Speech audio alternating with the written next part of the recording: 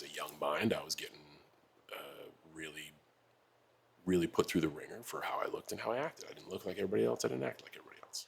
How did you look different? Well, children of the same generation. Mm-hmm. I grew up in a small town in northeastern Massachusetts that was pretty much 99.9% white. They listened to like hair band metal, rock and roll. It was a farm town, so like jeans and flannels. They drove trucks. I don't fault anybody for living that way, but like this was also the crest of rap music, which eventually became hip hop. And as a young person who necessarily was rebellious towards their parents, and I idolized my cousin who was 2 years older than me, and he lived in a little bit more of a metropolitan area, so he would hang out with city kids, and there was more of a rap influence. And then on weekends, I would hear rap music for the first time, and hear curse words, and like. Who's the first artist you fell in love with? I remember specifically all the stuff that I wasn't supposed to listen to, like Two Live Crew from Miami, NWA from the West Coast, even like Slick Rick, Eric B. and Rakim. Heck, the two first CDs I got were the Fat Boys and the Beastie Boys, License to Ill and Crushing, and this was like 1985.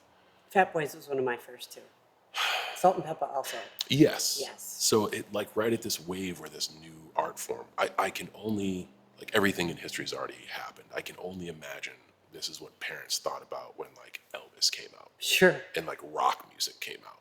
To be like, you can't act like this, you can't dance like this, you can't dress like this. And then the wave of the 60s and like whatever. Sure. Like I went through my patch.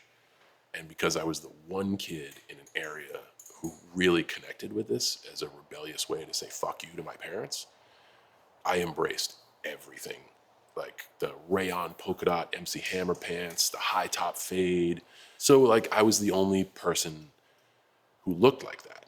And compounding interest, my brother Steve was a nerd, and he was in high school, and like it's a small town, so like the junior high is here, the high school is here, they line the buses up. My bus happened to be here, so I have to walk through all the high school kids. They just got done making fun of my brother. Boy, am I an easy target. There's the kid in turquoise polka dots with the high top fade. Fuck off, kid.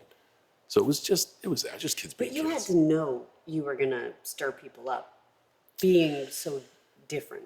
I don't know, because, like, again, I grew up in a farming town. My next door neighbors were acres away.